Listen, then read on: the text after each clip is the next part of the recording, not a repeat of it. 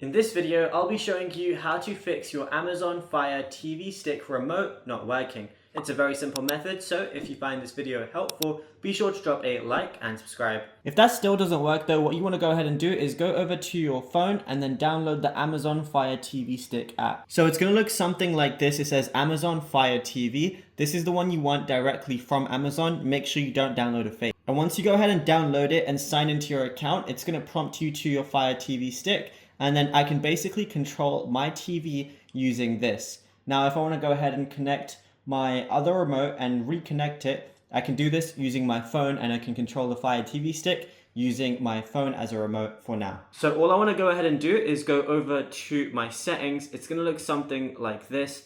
I'm going to see controllers and Bluetooth devices, and I'm going to see equipment control. Now, what you want to do is go ahead and click on controllers and Bluetooth devices, go to Amazon Fire TV remotes, and then it's going to say add new remote. So you can go ahead and click on that. Then on your Fire TV remote, press and hold the home button for 10 seconds on the new remote.